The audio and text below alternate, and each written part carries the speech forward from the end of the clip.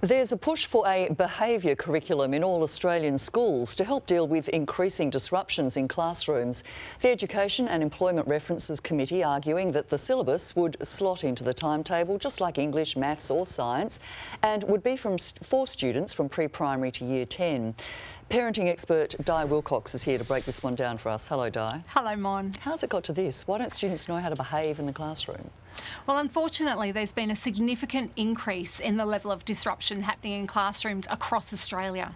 And this is happening for a number of reasons, but children are facing social and emotional issues, behavioural issues, and there are children who just academically can't cope, so they have behaviours that are very challenging. Those elements have always been a case, though, in the classroom. This report actually points to a decline in disciplinary actions in our classrooms. Do you think that teachers are afraid or even unable to discipline? I think there are some teachers who are afraid to discipline because they don't feel they've got the backing of their school leadership team or parents, and they're worried if they discipline, they're going to be pulled over the coals themselves and be reprimanded for disciplining a child. So they're fearful of it. So what could a behaviour curriculum involve?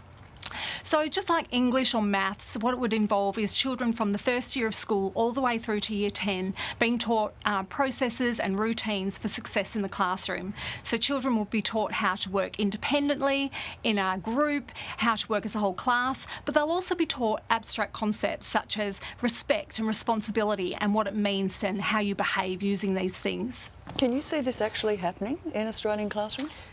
I think if we don't, there are going to be consequences. I do believe that we're going to lose good teachers. We're going to see students who are not doing as well at school because their classes keep being interrupted and disrupted. And as a society, it should concern us all that we're sending students out into the world who are lacking empathy and respect for others. So there's some of the consequences if we don't do it. What about the benefits?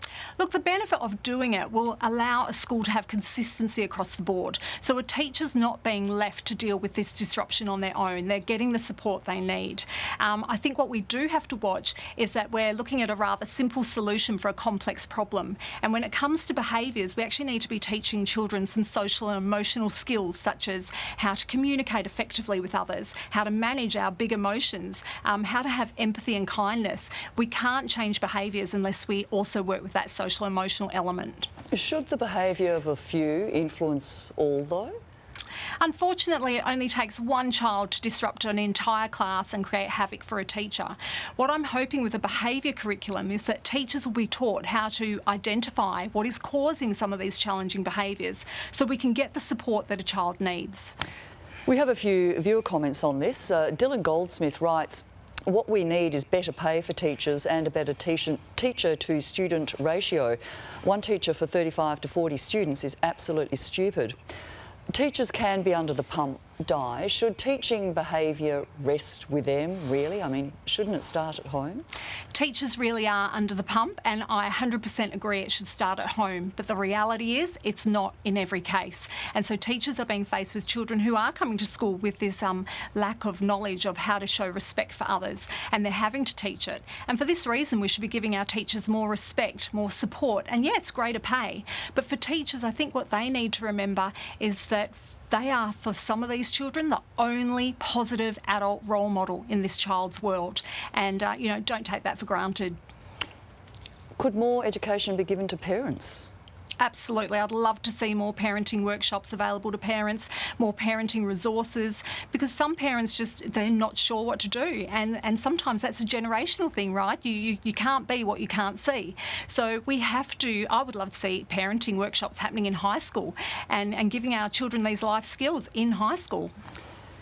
Lee Wilmot suggests bring back good old consequences. What do you make of calls to reintroduce corporal punishment? Not that we're suggesting that this is a suggestion here. No. What I would say here is I 100% believe in teaching children that there's a consequence for every action, and that's good and bad. When I'm working with young children, I tell them that we always have a good choice and a bad choice. It's up to us what we choose. But no matter what we choose, there's a consequence for it. I don't believe in corporal punishment because there's no evidence it works, but there is evidence that it can create mental health issues. What about other harsher forms of punishment, such as standing at the front of the classroom or being sent outside? A lot of those options aren't even used so much these days. and mainly because they don't work. Humiliation, physical punishment, they don't work. They, in actual fact, can make the situation a whole lot worse. We have to work out what the underlying cause of a child's behaviour is, and I know that takes time, it takes human resources, but that's the only way we're truly going to create change. Well, this is just the interim report. The final is due out next month. For now, Di, thank you so much for your time. Thank you for having me.